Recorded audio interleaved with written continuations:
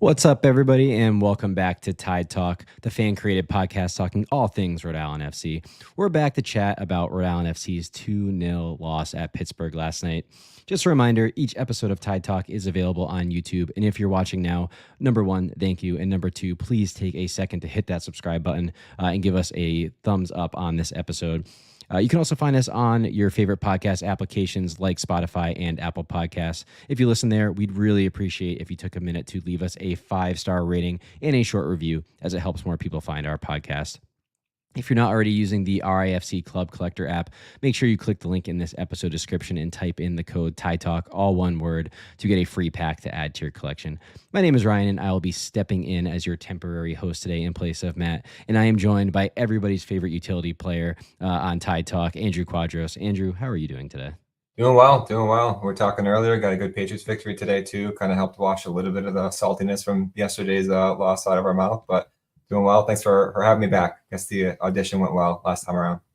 I mean, it went so well. I was extremely nervous sitting. I was on vacation and was just like, oh no, it's like, is Andrew going to take my spot? So it's nice that we can coexist. Maybe you'll take Matt's spot. I don't know. Like, we'll see what happens after I don't know this, if I can do that. Plus, I'm only being brought in after, bad game. So maybe when I get invited to after a good match, then we'll see how it goes. I'll be honest, I was hoping you didn't notice that, but yeah, it's fine.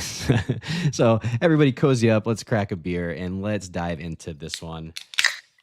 Beautiful. So actually, to start off, Andrew, what are you drinking?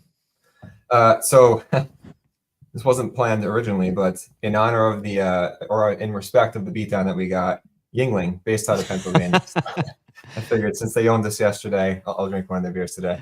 Honestly, I respect that. I am drinking a fine Coastline Cruiser. It is a summer ale from our friends at Providence Brewing. And this was a shameless plug to kind of segue into the time at Providence Brewing last night. So just want to shout everyone out who came out, who joined the live chat, who caught the show after the fact. Always an amazing time being there. Andrew, we absolutely missed you there. I know you had some family commitments, but yeah, just a ton of fun there. And we really just always want to say thanks to our friends at Providence Brewing. Great time, great atmosphere. It's nice when even in a loss like that, in a very, very frustrating game, we all had a really good time just being together at an awesome place. So yeah, shout out as always to Providence Brewing.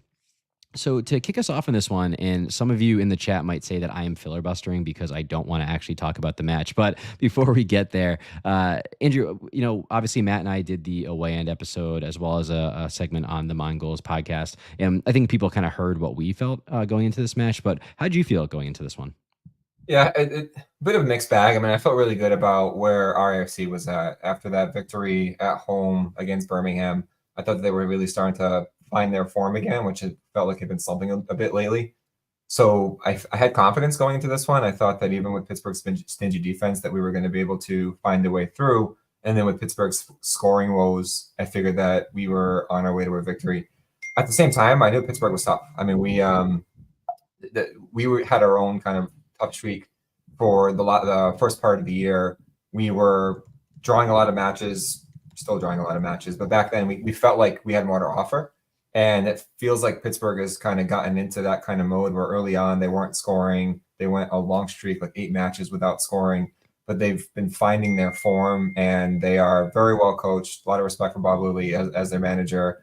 They haven't missed the playoffs under him, and it feels like they're rounding into form. So it's not someone that I necessarily took lightly. I just thought that our form was going to take us into this match and do well. And Highmark has just been, I think on the away ends, Mongols called it as their fortress. They've been so good at home. So yep. I didn't expect it to be an easy match, but I did think that we were going to come out victorious. And I think it just did not go exactly how I expected last night.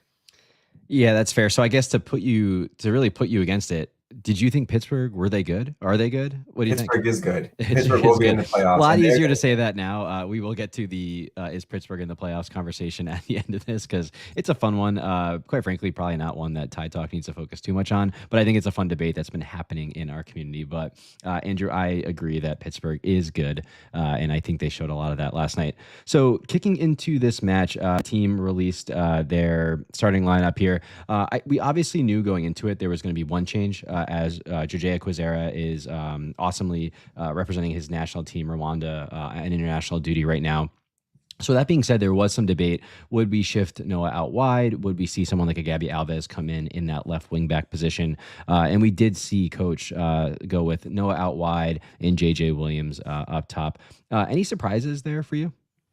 No, I mean, there were two variables here, and that was, could JJ start? Was he fit enough to do that? But also, can Gabby start? I mean, he's barely played. Yep. So I think that this was the right move, and I had assumed that if JJ was going to start, that there'd be some sort of pre-planned action to take him out at a certain point in the game, and we did see that. So I was happy to see it. I mean, seeing that grouping of Noah on the wing, JJ, and Chico up front, and then having Jack P behind them, like that foursome, I was really excited to see.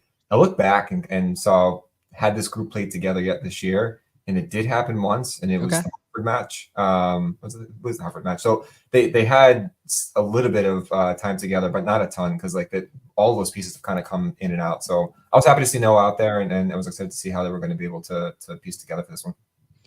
Totally. And likewise, I stuck to my guns on the where should Noah play. I did start him in Club Collector when I saw him out wide. I did think he could be a difference maker out there. We can get into whether or not that truly happened here. But overall, first half, there's not a ton to talk about here. I thought it was really kind of one of those games where you would call it a basketball match. It was just almost like each team got a turn going back and forth and attacking the other team's defense. And then there was what felt like absolutely nothing happening in the midfield here. How did you see that first half playing out? I think overall, that's the game that Pittsburgh likes to play, and they generally have a double pivot set up in the middle. They like to funnel everything, even with the way that they're pressing, to the wings. And I think what they like to do is just pin their defense or their opponent back and force them to play the long ball. But then they also like to play the long ball as well. So I think that is a lot of, to the basketball match analogy, that is what was going on, and I think that was by design for Pittsburgh in terms of how they wanted to set up.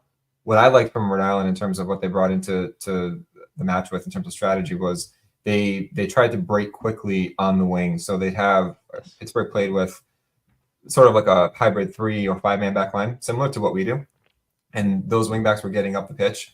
And they're really good in terms of having their defensive rotations and positioning in place. So that way, when you do start to counter, they're where they need to be.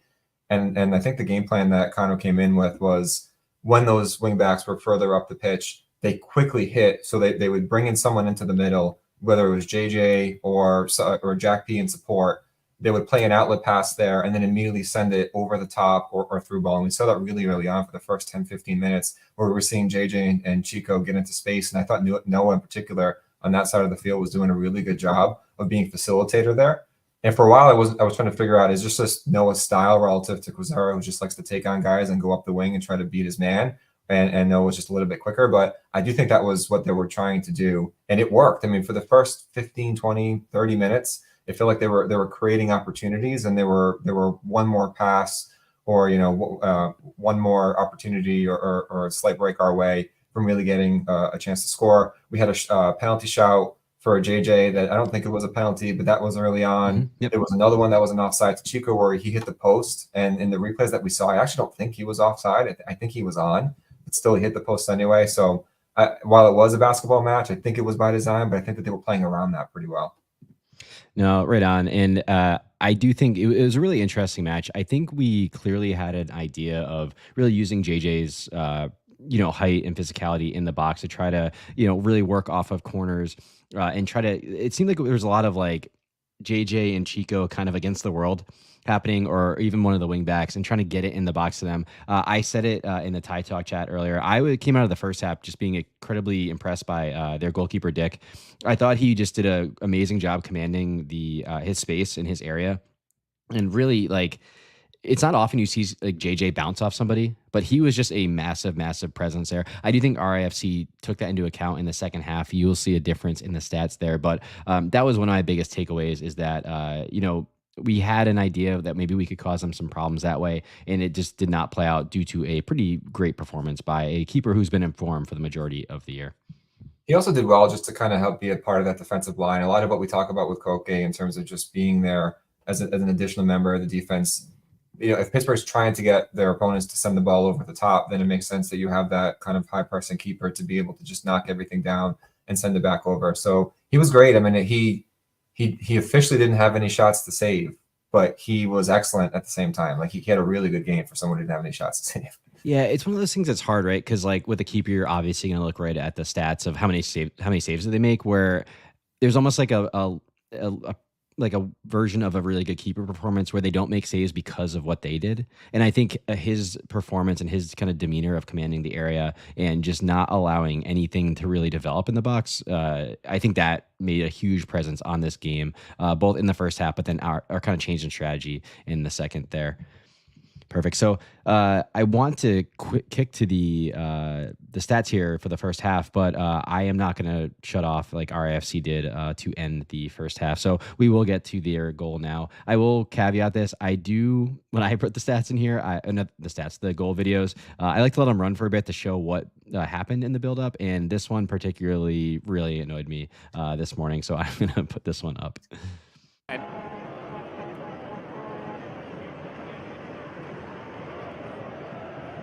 Kizza took a deflection. Sample.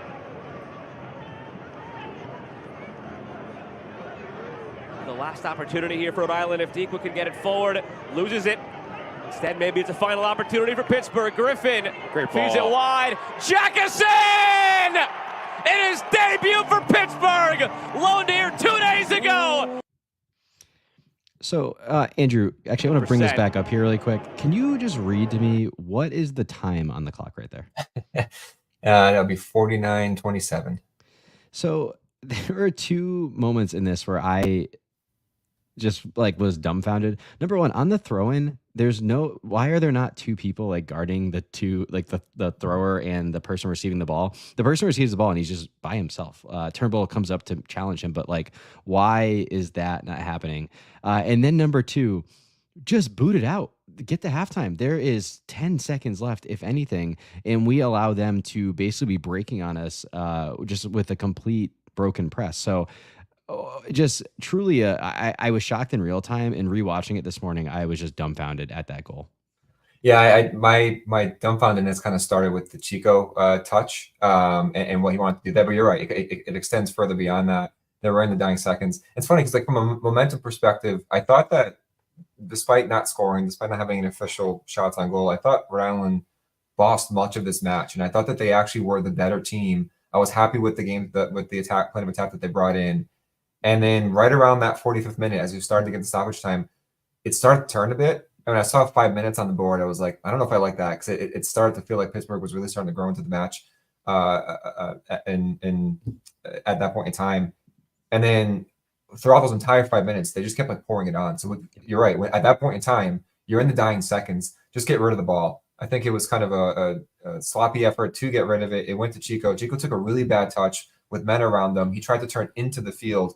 And then if you look at the defenders too, like if you look at Noah, for example, he's over there on the left side playing that wingback role. And the second that ball was cleared, he started to run up the field to go into an attacking transition mode. And that's what set up the sequence of events where once Chico lost it, they started to break. Yao was the only defender there that could really take on the ball carrier. So Dugan, who had his man, had to kind of shade in to cover Yao's guy because Yao had to step up. And then Noah, because he had already started his offensive transition, was way too far upfield to come back and get Jaquison, who was left wide open. And it was a great finish by him, but it was just like from the moment that throw-in went in, all the way through the bad touch to Chico, by Chico, and then all the way through to the rest of that sequence. It was just poor game management at that point in time when you're just trying to kill off the half.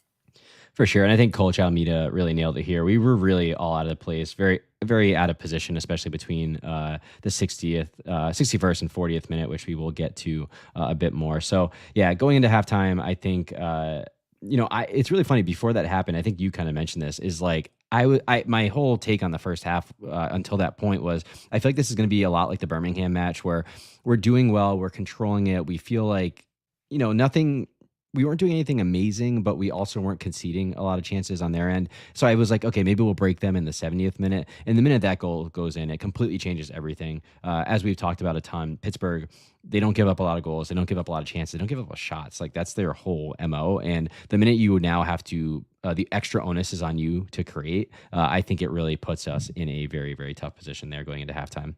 Yeah, I fully agree. And I actually had the same thought on the Birmingham side where we had a lot of possession with Birmingham. We completely controlled that game. Birmingham did nothing, and we didn't have a lot to show for it in the first half.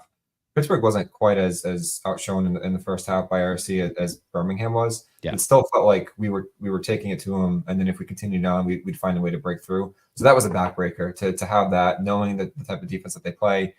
I was watching. Quick aside, I was watching the Nesson broadcast. Ooh, and okay. I think Nesson broadcast has the Rhode Island home announcers or different announcers. That makes sense. Rhode Island-based broadcast, and then a lot of other people were probably watching the ESPN broadcast. So even watching on Discord, I think that there was a lot of discontent over the fact that they were biased towards Pittsburgh. And when I watched some of it, it's like the graphics, the promo stuff. Even the man and match at the end, like it was a Rhode Island player on the Nesson broadcast. It was a Pittsburgh player. So it was interesting to watch that. But in that broadcast, the point being, they had mentioned that Pittsburgh is unbeaten in 31 games in a row when they scored first. So it was just like, all right, maybe we can salvage a draw out of this. It's going to be hard to get past them twice. But it just felt like all the air got sucked out of the balloon at that point in time. Yeah, there's a couple of tough stats that was on the ESPN Plus. So just to be clear, I think this is a standard thing with ESPN Plus and USL. But whenever you are watching a match, it is whoever the home team's announcers, I think, is the way the USL does it. I'm assuming with Nesson, you knew it was the Rhode Island local people due to their accents and their talk of like calamari or clam cakes or something. But looking at the first half here, again, really 50-50. This was, again, a bit of a basketball match. 3 shots, 1 on target, and 1 big chance for Pittsburgh. Obviously, one shot on target and 1 big chance all came at that dying last 10 seconds. Rhode Island FC absolutely zeros across the board in terms of shots or chances created.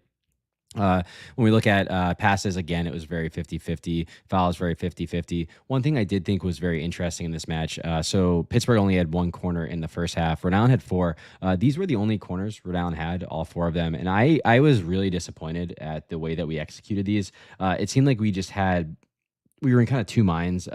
We had our corner takers a lot of times going near post, but we had no one there to do the flick on. I have been on this podcast talking about how much that is the strategy that I prefer there. But when you're not all synced up and all playing for that tactic, I just don't know how it could ever work. So for a team that I think went on a really good run for a bit with set pieces, especially corner kicks, I thought this was a bit disappointing here.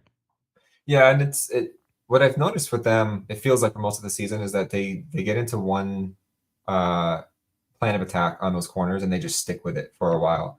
It was back post it was front post for a while, then they started doing some back post stuff, and now they're going front post, and it just feels like it's also predictable in terms of what they're doing.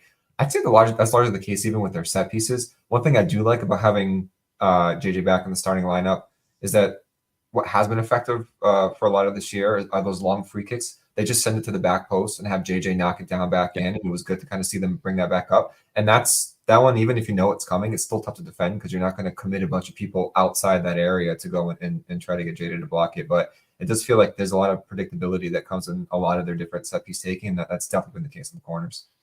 Yeah, and I think Ace the Kangaroo really nails it here. Like, I was disappointed with the corners. Only one that led to the ball bouncing around in the box was ever threatening. That one was funny. It not almost went in, but it was probably our most dangerous chance, and it bounced off like JJ's face on a clearance. So I think that really sums up how the first half went for RIFC. Of like, our most dangerous opportunity was a scramble in the box, ping pong ball going everywhere, and it bounces off JJ's face and not even almost, but it gets towards the goal. And that's really all we saw from the team. So obviously, myself, I'm sure you, and I'm sure coach and the team were very disappointed to go into halftime down 1-0 here. So we moved to the second half here, and I thought this was a fun fact. I don't think anyone's going to think this was very fun. The second goal actually went in technically earlier than the first goal. So we were at like 49-58 for the first goal, like 49-18 for the second. Fun fact, no one wants to hear that tonight, but we will bring up that second goal right now. To work his way back in and had a couple of other knocks along the way. 18 appearances, 12 starts, not the norm for a player who's been synonymous with the goal leaders in USL Championship the last couple of years. Back-to-back seasons with 12 goals on the nose in 22 and 23. Flicked on again, and it rainbows in! Nothing intent from Bradley Sample, but it counts all the same. Caught Vegas by surprise. All he could do is look on, wonder what went wrong. Pittsburgh leads 2-0. So, what do you got for that one? That was such a frustrating one. I think that's what Sample wanted to do, right? I think the ball went to him. His positioning, I think he was trying to direct it toward goal. I'll only allow that take because of his mullet, but sure. If a guy has a amount of confidence to wear that horrific mullet, maybe he did want to take a random pot shot from there. As I was watching in the first half, I was like, this mullet's going to come into play at some point during this game. Like, you just kind of knew it. But like, the reason I'm waffling a bit here is because like I actually think that's what he wanted to do. I just thought it was just like a 1 in a million chance that he was actually going to be able to pull that off. So I'm looking at Koke there, and if you just play the odds of like, and I'm not a goalkeeper. I don't know what they're taught in terms of the positioning. I don't think he was in a bad position. Maybe he was a little bit far off his line, but the way that ball was whipped in, the angle that Sample would have had to have gotten it, that would have needed the absolute perfect strike off his head to go there. So I don't think I'm putting a lot of fault on Koke in this one. I think this was just shitty luck. So this is funny because I couldn't agree with you more. I actually thought we were going to disagree on this one. I think Koke was cheating a bit up to claim the cross, which I think from where the ball is and where the even person who's getting a head on it is, I think is a fair point. I just think he didn't get a read on where the ball went the minute it hit that guy's head. Quite frankly, I wouldn't have thought it was going to end up where it ended up if I was Koke. So I think he was just truly caught off guard with that ball just looping perfectly behind him there. So I know a lot of people were frustrated by Koke there. I think it's just an extremely lucky, extremely awkward goal to give up. And I think the problem is it just stings so much more when, you know, we're already down 1-0 and we come at a halftime and we give up that second goal, which is going to make our life really, really difficult the rest of the way. So yeah, I thought we were going to disagree here, but I did not. I don't think it is not a great look by Koke. You would hope he can kind of scramble there to get a punch on it, but at the same time, I think that is such a weird, fluky goal and kind of almost plays against all the things that make Koke really good, kind of being a more proactive keeper, getting out there, trying to claim crosses, trying to sweep. And I think it just, unfortunately, it's just unfortunate. Like, that's all I can keep saying about it. Yeah, I mean, it was extremely lucky on their part. I'm very conflicted on it only because I don't know what goalkeepers are taught in those types of situations in terms of where they're supposed to be situated. Like, he tends to be off his line there. I just don't know if he was too far off his line to allow himself to get back and make that kind of save. So I'm not really sure where he was supposed to be in that moment, but there's no doubt that it was a very lucky shot that got redirected in. Yep. So from here on out, it's a very weird match, quite frankly. We did see a bunch of subs in the second half for Rhode Island FC. So it started off with Haribo coming back in for Ibarra. I was really surprised to see Haribo in general. Even his name on the bench, I was like, whoa, that's pretty cool. And to see him actually come on, you know, when you hear someone having a stress fracture or a fracture in their foot, you expect a long time out. Feels like he's only missed like 2 games. So great to see him back in there. I thought I thought the subs were interesting. That one I thought was really a good sub. I didn't think Ibarra had the best match there, and I just thought our midfield had just no presence out there. So Haribo did bring a lot more when he came in. Yeah, I'd agree. I mean, the way Pittsburgh plays with those two, you know, pivot midfielders, they just boss the midfield. They force everything to go around them. They funnel everything to the sides, and I think we've seen spells like this throughout the year where our midfield tends to get lost. I just don't think that they're very adept at controlling a midfield. I think they're facilitators. I think they can do good in terms of cleanup play, but they're not the type of midfield that tends to boss that center of the pitch. And that's what was happening with Pittsburgh. And it kind of just put everybody off. Like, Jack had a very quiet game for his standards. Like, he didn't really, there's one moment that I can think of where I thought he was impressive. It was in the first half. It was during one of those like quick counters. He was in the corner and he just had this really quick, silky turn to be able to just turn the ball, send it up to JJ, put it through, and then that started a through ball up to Chico. That's the only moment that really stood out for me. And then Holstead, I mean, I think he had a serviceable game, but he didn't really stand out to me either. Ibarra was a little bit quiet as well. And then in terms of the substitutions, I think it's back to being at a point where there's not a lot of like for like substitutions. So you're trying to figure out where everybody's moving. And after those last set of substitutions, I couldn't understand what the midfield was. It was very amorphous. Yeah. Like, it was Jack, Noah, Haribo, and Clay, and they were all kind of in different positions at any point in time. I couldn't really get a sense of like what their mandate was after all those movements happened. Like they just seemed to be a blob kind of moving in the middle of the field without any real structure. Yeah, I think so.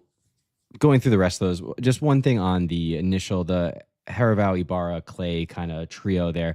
I think one thing that this game made me think more about, because I was really disappointed in, especially that starting midfield, the duo of Ibarra and Clay, because I think they both have the personality and the technical quality to kind of demand the ball and to win that midfield battle. I think Clay is more of like an exclamation mark player, where I think he goes and tackles hard. I think he has those amazing long range shots. He has those exclamation point moments.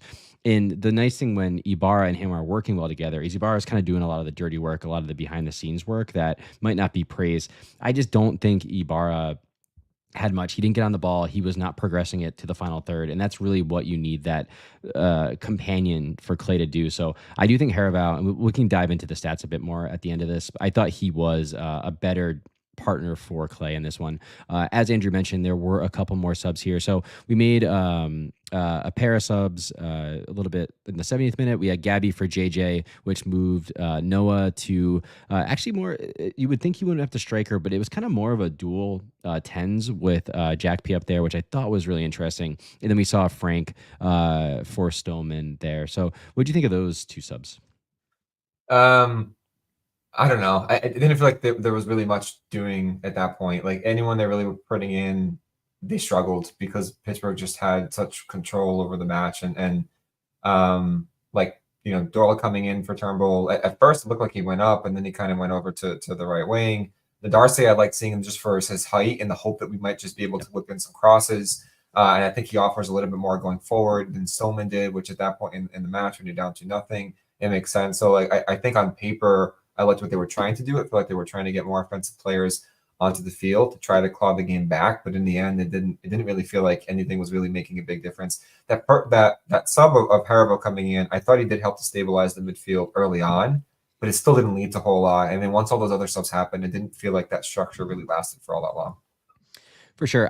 It's funny. I thought the moving Noah to a second, like number 10, attacking midfielder, that was actually my favorite idea. To me, I think that what bothered me throughout the game was we clearly were presented with a problem. And the problem was we could not get anything through the midfield. And we also just never could create any sort of like numerical advantages throughout the pitch. It always felt like it was one guy against three on them. Whether that was the forwards, whether that was our midfield, we always felt like they had an extra player or two wherever the ball was being played. And it just felt like our players were just so far away from each other. So the idea of, hey, let's put Noah up there with Jack as like dual 10s. We then have our two midfielders and we can maybe kind of overload the midfield spaces to work through that part of the pitch and then go through the middle.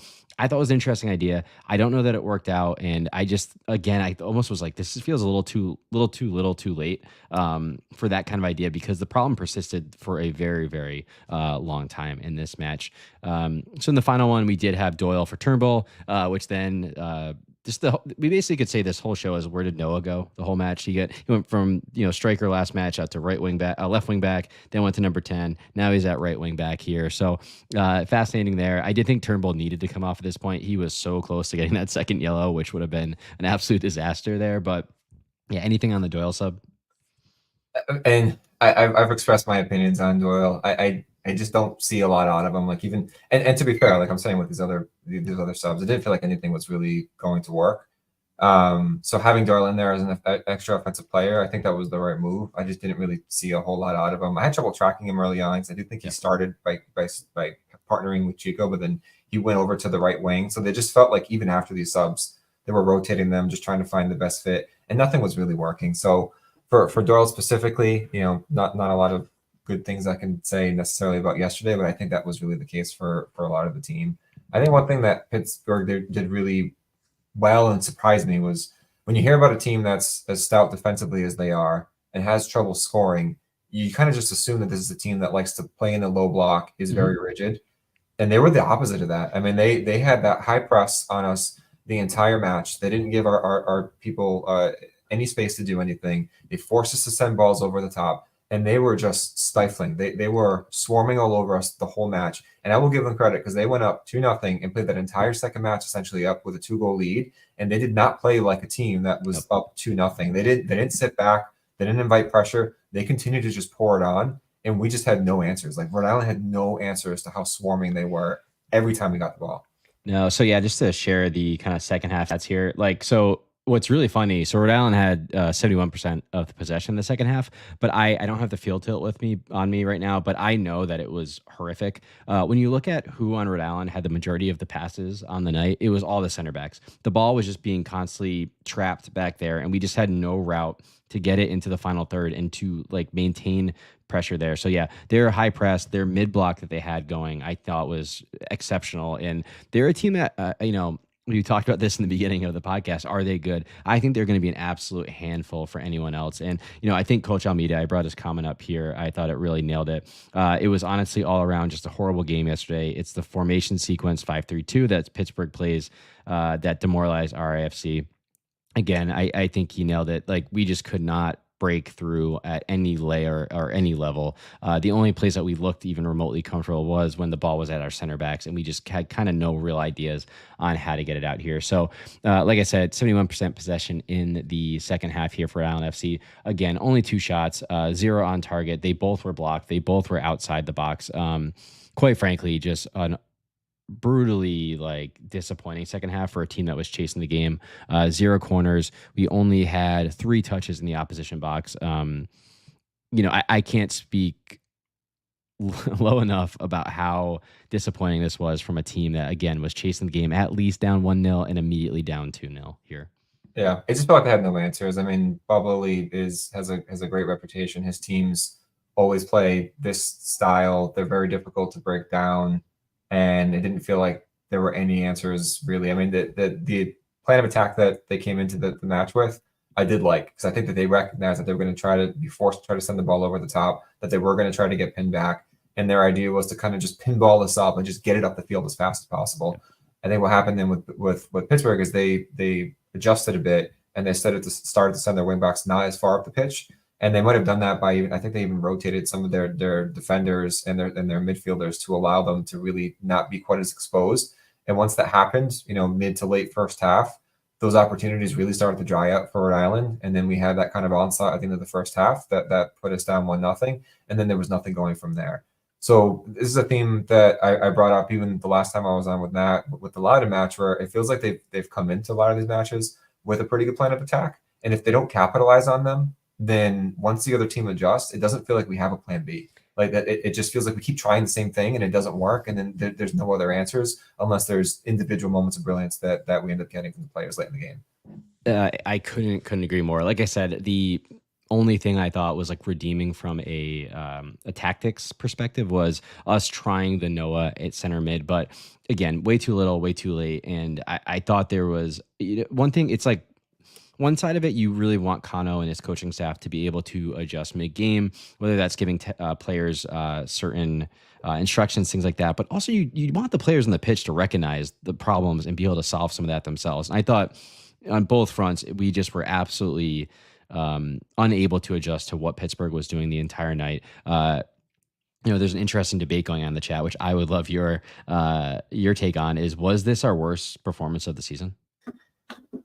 For me, Tampa Bay is up there. North Carolina's up there. The first North Carolina match. That was horrific. This one, honestly, I don't know that it was so much that we played badly, so much as the other team just took it to us and we didn't have an answer. And I think that it's different than some of these other matches where I think we actually played poorly. Yeah. That Tampa Bay one, I think we just played poorly. I don't know what happened after that opening goal. We just fell apart and Tampa Bay just kept stomping on us. The North Carolina match, we just couldn't get out of our own way. This one, I think we were trying some of the right things, and then it didn't work, and then we didn't know what else to do, and Pittsburgh just didn't let up. They just kept their foot on our throats and didn't let up. For sure. I don't think this was the worst of the season. I thought we were worse in Indy when we played at Indy a couple weeks ago. That one is just that's an outlier in so many respects because they rotated. To me, that's just doesn't even count toward sure. this. That's fair. Yeah, the Indy match, the Detroit match at home really bothered me. Tampa, that That second one, half. actually, the Detroit match at home. I might put that one number one. They were so bad that game. That was our low point in the season. I remember there was a point that I think the thing, even last night, like I was like, maybe something will happen. The Detroit match was, and this happens to me every once in a while with whatever team I support, of just a feeling of like, I truly don't know.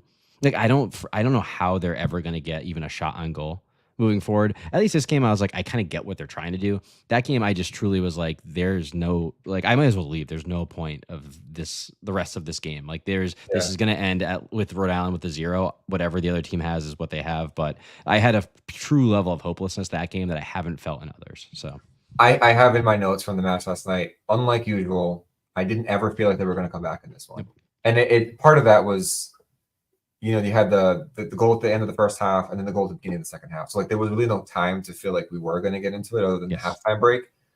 But it didn't feel like they were going to be able to come up with any opportunities or any legitimate chances with the way Pittsburgh was playing, with the options that we had available to us, with the tactics that we had that we were employing at that point in time. I was like, we're not going to score two. We're just not going to. Yeah. Yeah. So the other big thing that I came out of this match that I love your thoughts on was just I thought it was a very disappointing night from both the kind of midfield as well as the attacking trio, if you will, of like Jack P and JJ Williams and Chico. It just felt like there were so many moments of it was like, I'm putting my cape on and I'm going to go for it. And it was a lot of one guy versus 5 at the back, or one guy with the ball and another guy up there against 5. And they were 20 yards apart, and it just felt like there was absolutely zero connections up there. I thought Jack P's positioning in this game was really weird. They were calling it out on the ESPN feed that like the ball would be here and he was on like wherever the ball was, he was on the opposite side of the pitch. I don't know if that was a tactical instruction from the coach, but again, you want especially him to be that kind of connecting linchpin on the night. And I thought that was really brutal. We just couldn't ever create numerical advantages. We could never create situations that were more threatening. One key pass between JJ, Chico, and Jack P. Jack P lost possession 20 times on the night. And then in general, like just where the ball was on our team, 45% of our passes were from our center backs, which is crazy. And then just almost zero progression from our midfielders. I do think Harabao would help. He actually had more touches and passes than Ibarra in only 32 minutes. So he definitely came in with an instruction and an intent to progress the ball a bit, but I just thought we did not get much from kind of any of those 5 positions on the night. Right. Haribo, I think with the position that he plays, he has really good positional awareness. And I think that his mandate on the field is to be more of a connecting midfielder where he's helping on a defense. He's helping with the transition. He's in good support of the attacking midfielder. So I think that he just knows where to be. Whereas Ibarra plays more of a cleanup type of role. And part of that is having Holstead there and letting Holstead kind of just roam free, you know, and Ibarra's there to clean up. So I think it's not surprising. Doesn't surprise me to see Haribo have those types of numbers. But I agree in terms of the rest of the midfield, those attacking set of midfielders, the wing backs. The only time I saw any sort of like good interplay or good interconnectivity was when they really started those transitions early in the game, where they would just try to break quickly, and they made a concerted effort of bringing one of those attacking players into the midfield to provide an outlet to send it back up quickly. But when that broke down, they didn't really have any other way of figuring out how to play together. And I think a lot of that was just the way Pittsburgh just swarmed us and really strangled any opportunities that we would have. So it always felt like it was very reactionary, or just get rid of the ball, just boot it up. And when you play that way, it doesn't really allow Jack Pete to do his magic because we weren't really getting the ball to him. How many times did he was really in position to receive a ball, turn and do something with it? Like it didn't happen enough, in my opinion. You're shaking your head. Do you disagree?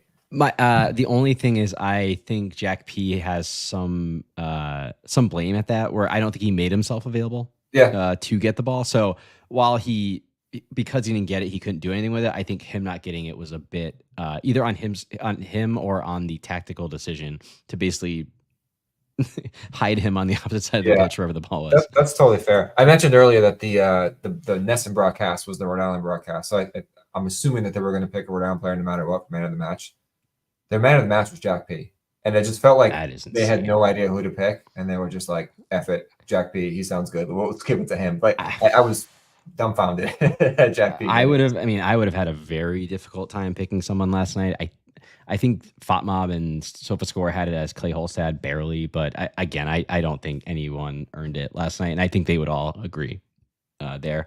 Not to continue, we might as well have Coach Almeida on here as a third host here tonight. But yeah, I think this is an interesting point. He brings up, honestly, it was a horrible game, out of position playing in the end of the first half, and the fluke out of possession goal allowed by Koke.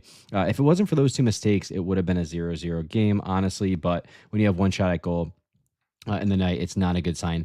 I would say I don't know that I fully agree with this. My one thing is I think game state makes games.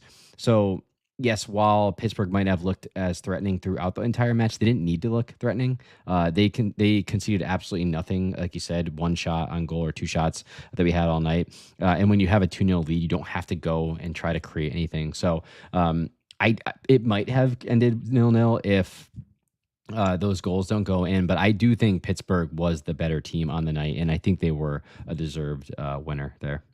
Yeah, I mean that goal in the first half didn't just come out of the blue. I mean there was a large sequence of play at the end there where Pittsburgh really started to put the screws to us, and they recognized it, where they had us on the ropes and they just kept pouring on the pressure, which I was surprised to see. I don't know how much of that had to do with Jaquison, their new player, really coming in and providing like more of an offensive spark that they might have been missing. I just see a team that's not scoring a lot of goals, albeit more lately, but I see a team that's struggling to score. They didn't strike me as a team that struggled to score. Like that's not what I'd have. So one fun fact about them, while they struggle to put actual goals on the pitch, their expected goals is actually really high. So they're a team that just hasn't been able to finish all year, is their biggest problem.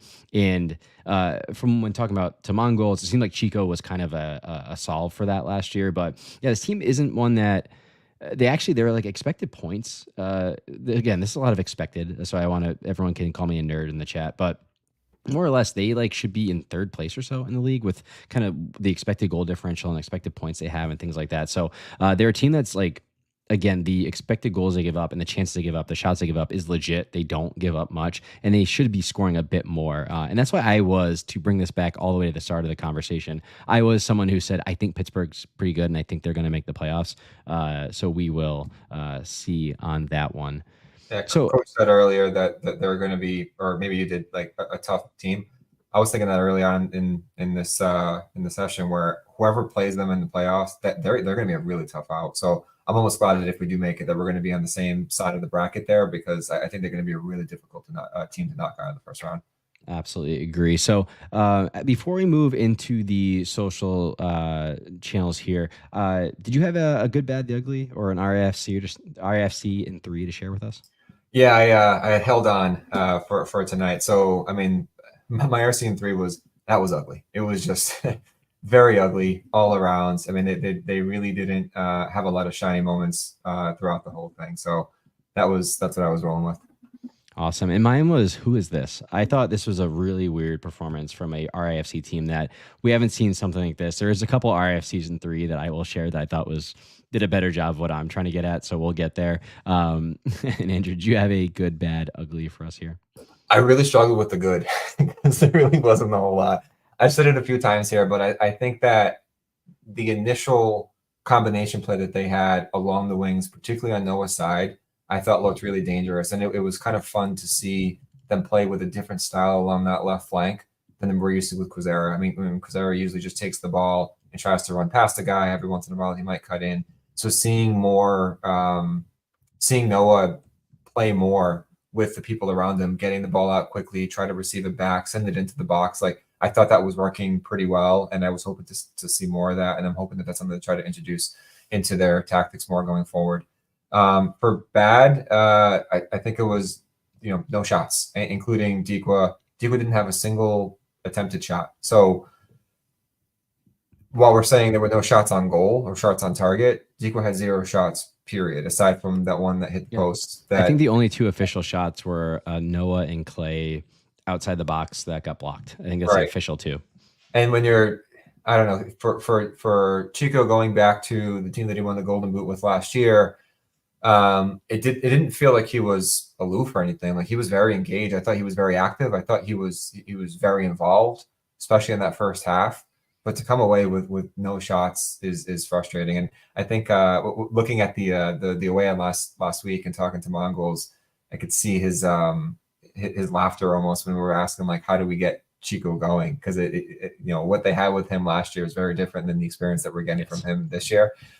As an aside, I also thought it was really interesting what he was saying about Ibarra and how he thought it was really wise to have Ibarra kind of connecting in with Chico because they had a connection last year, and it just feels like they are miles apart. On I was to say, when he ever said that, I was like, I have not noticed. Like, I didn't even think about that because of how not much that is happening. Yeah, completely involved in different phases. But I do remember hearing early on in the season that Ibarra was a good attacking midfielder, or he was kind of a jack of all trades in that midfield and can play in the attack. And we haven't used him in the slightest. Like, he's never been asked to do any of that.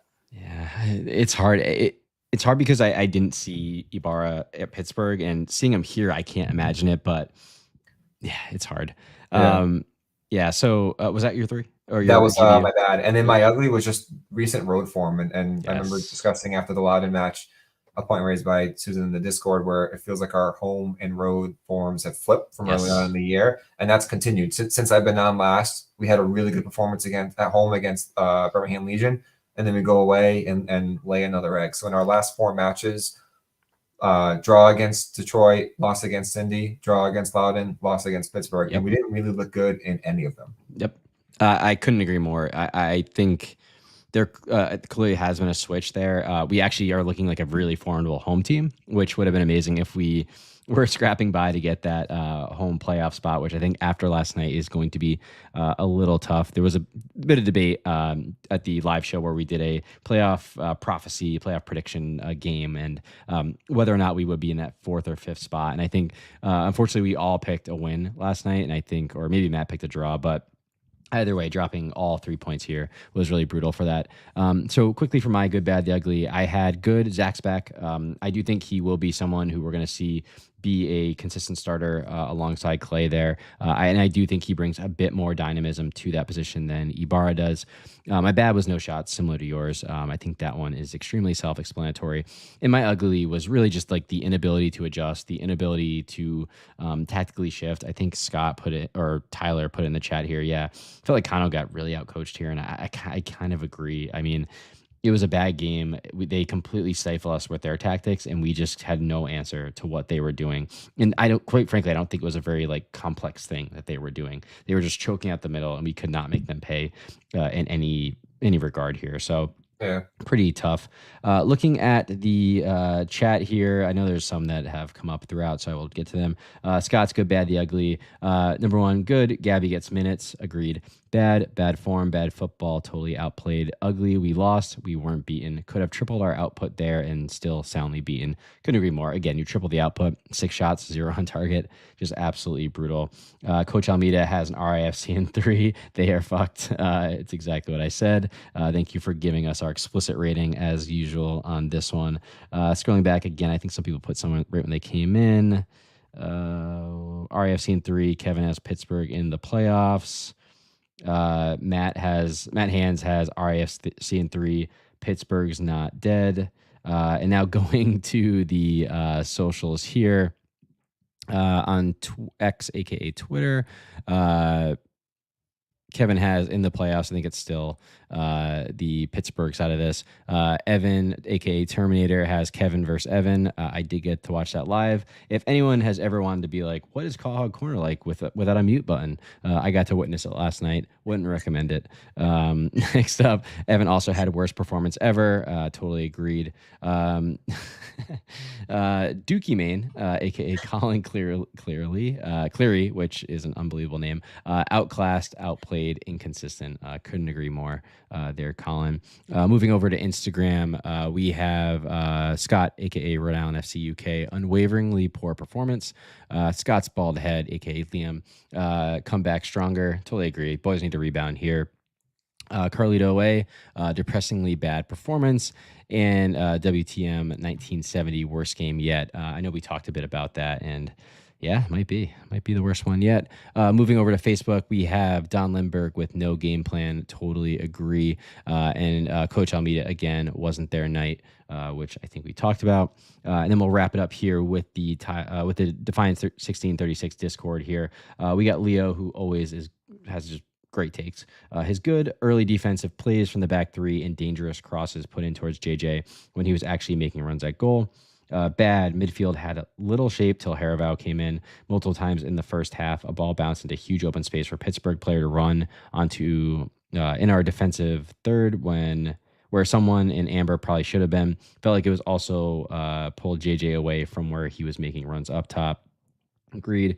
Ugly inability to cope with the constant pressure and off-ball movement from Pittsburgh at every level, rampant missteps and bad passes on our part. So yeah, absolutely agree. Leo, as usual, knows ball. Was that the constant pressure? I mean, the same thing happened in the ladder match too. I think the teams that have pressured us high, we've struggled to adapt to that. And I do think Yao has gotten better with his passing. I think over the last few matches, I think he's been more willing to try to be more progressive in the passing and not just play the safe pass, maybe because teams have snuffed it out. But overall, it does feel like when we have that back line getting pressure on us, we have a hard time getting either the midfield in a position to be able to receive balls from them and do something with it, or just being able to effectively do anything with it other than just like boot it up the field and see what happens.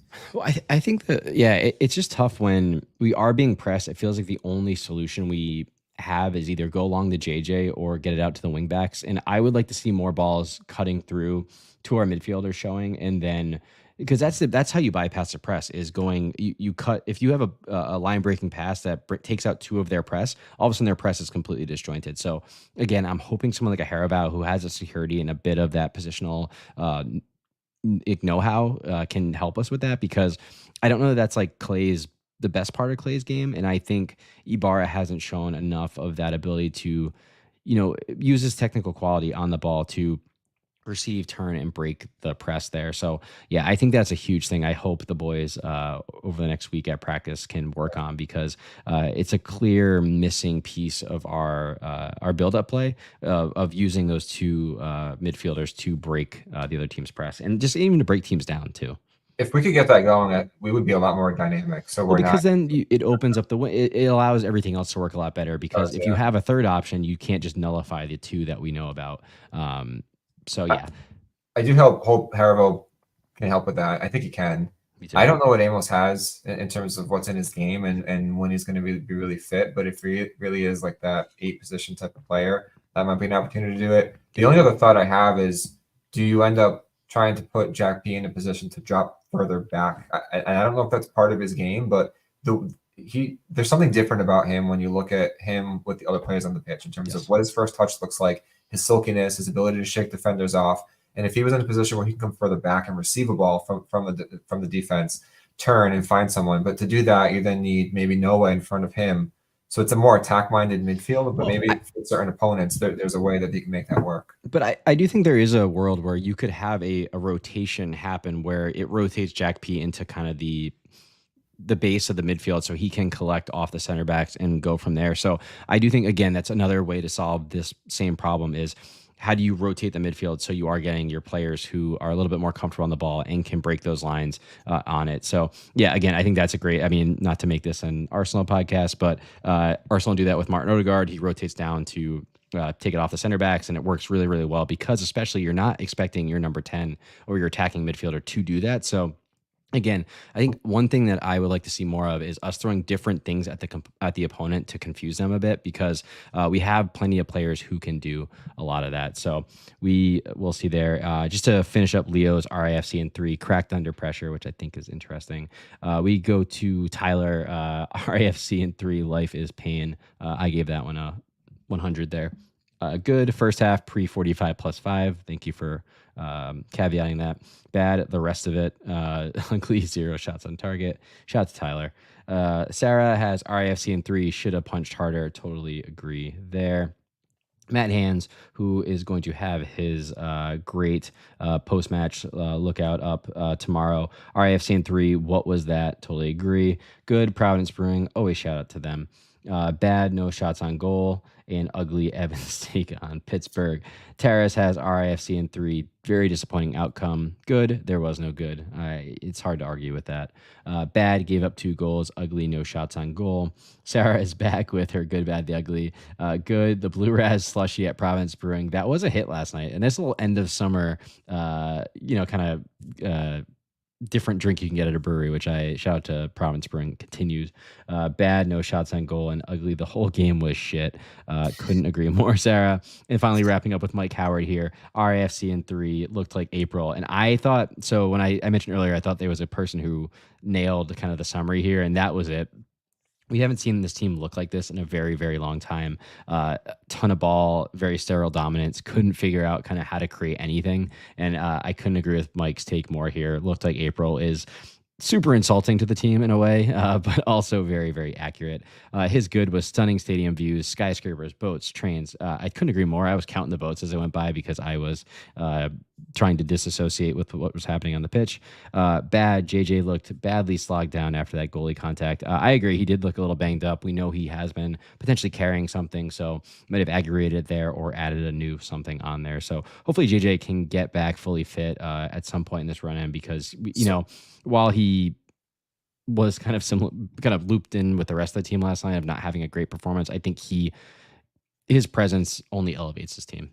Yeah, and there was a Tie Talk mole at Pittsburgh last night who saw him get on the team bus and said that he was kind of limping. So little concern there. Sources. Yeah, sources. Won't say who. But yeah, it's, depending on if he was already carrying a knock and he came back, now we're traveling across the country. It wouldn't surprise me if he gets a little bit of rest time there. So hopefully it's something he can shake off. But just given the style that he plays and how big he is, I feel like that's just going to be the story of what he's dealing with all the time, which is unfortunate because when he's fully healthy, I think he can be a beast. For sure. And just to finally wrap up Mike's GBU here, ugly Quizera's absence. That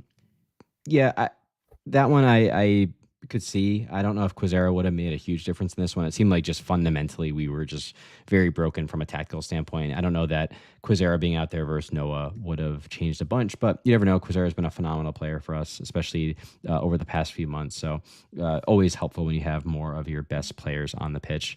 So Andrew, anything else you wanted to wrap it up here with? Just one quick point on the stadium. I know that they're looking into or on their way to getting the new stadium, but I also love that view. That not only just the trains going by is really cool. You had the sunset back there, a view of the city. I think every stadium I see in the USL always has a highway in the background, but it was hidden by the. It was a cool highway. There's like bridges and stuff. Yeah. I don't know if there's any Seekonk River riverboats that will be going on by game day, but that was really cool to just see those boats go by. So those boats go by. So overall, I thought the views were really cool as we were watching that on TV. So I think from what I understood with Mike from the Mongols podcast, I think what they want to do is actually build up more at the place they are. So okay. I don't think those views are going away. I think there's confusion about how they're going to go about it, but we'll see there. But I don't think that's going away. So I'm happy about it. That was cool. I did think it was cool watching it there. And shout out to Pittsburgh. They kicked their ass and good for them. They are clawing into this playoff race. I did see there was a stat in the ESPN broadcast that Bob Lilly teams August on average almost 2 points per match since he's been in this league, which is pretty phenomenal of a stat. So we lost to a team that this is the time they round into form. I think we needed to be better. I think we will be better. But all in all, I think Pittsburgh were deserved victors last night. Yep. Couldn't agree more. Awesome. Well, thank you everybody so much. Those of you who came out last night to Providence Brewing, we always appreciate it. Again, shout out to Providence Brewing for having us. And thank you everyone for joining tonight, especially those of you who joined in the chat. And a very, very special thank you to Andrew for jumping in. Again, he's a 5-star utility player here. He's writing blogs. He's doing the Tide chart. He is coming up with all these different awards, and he is coming on and chatting with us, which is amazing. Remember, Tide Talk is more than just a podcast. You can find us on Twitter, Instagram, and Facebook for daily social media content. Click the link in the episode description to follow all of our accounts. If you're not already there, join the RIFC Nation Facebook group. We just eclipsed 800 members earlier this week, which is actually pretty crazy. And there we have very much limited the spam of people trying to sell random power tools in there. So come on in. It's a great place to see more RIFC content and interact with fellow fans. If you're not already using the RIFC Club Collector app, make sure you click the link in the episode description and type in the code TIETALK, all one word, to get a free pack to add to the collection. Rumor, if you are a RIFC Club Collector person, there is another code in the live show stream, so you should go check that out. And as always, thank you for tuning in. For Tide Talk, I am your temporary host, Ryan, and as always, up the tide. Up the tide.